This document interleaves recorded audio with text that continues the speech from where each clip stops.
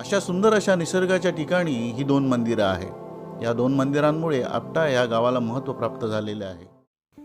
या गणेश मंदिरापासून जवळच आहे शिव मंदिर। हे शिव मंदिर हे वैयक्तिक मालकीचे आहे असे कळते। या पुरातन मंदिराचं बांधकाम किंवा निर्माण कार्य केव्हा झाले याबाबत काही कल्पना नाही। जवळच माहिती देणारे देखील कोणी उपलब्ध नसल्यामुळे ही माहिती काही जाणता आली नाही।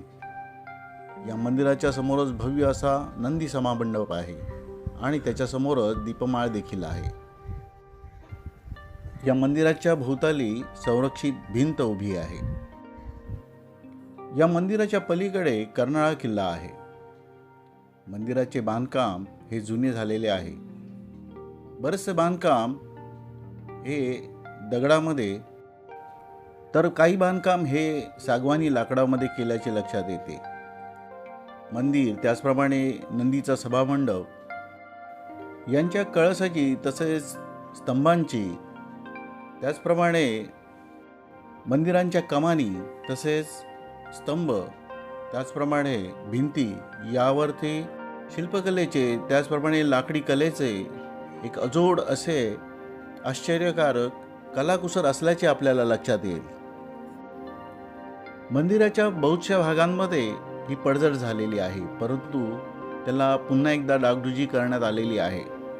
हे मंदिर खाजगी मालकीचे असल्यामुळे या मंदिराची देखभाल करणे त्याचप्रमाणे सांभाळ करणे हे फार जिकिरीचे आहे असे लक्षात येते।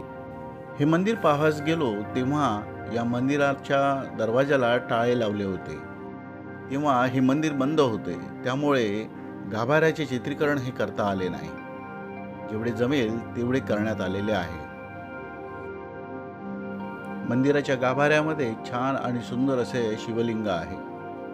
त्याचप्रमाणे या मंदिराचा कळस देखील अतिशय सुंदर आहे। मंदिर मोठे आहे आणि त्याचप्रमाणे त्याच्या सभोवरची जागा ही देखील विस्तृत अशी आहे। बंधूंनो, शिवदर्शन त्याचप्रमाणे गणेश दर्शन श्रीराम दर्शन या मंदिरांची पाहणी करण्यासाठी त्याचप्रमाणे आभासण्यासाठी आपटा या ऐतिहासिक आणि आध्यात्मिक तसेच पुरातन नगरीला अवश्य भेट द्या। पनवेलपासून काही अंतरावर असलेली ही गावं आहेत आणि या ठिकाणी आपला पुरातन वारसा हा जपला जातोय। हा व्हिडिओ आपली ऐतिहासिक स्थाने त्याचप्रमाणे देवदेवालय गडकिल्ले हे आपणा सर्वांना माहिती पडावेत यासाठी बनविला आहे। यामध्ये काही चुका किंवा त्रुटी असतील तर त्याबद्दल क्षमस्व। आपला पुरातन ठेवा, आपला पुरातन वारसा हे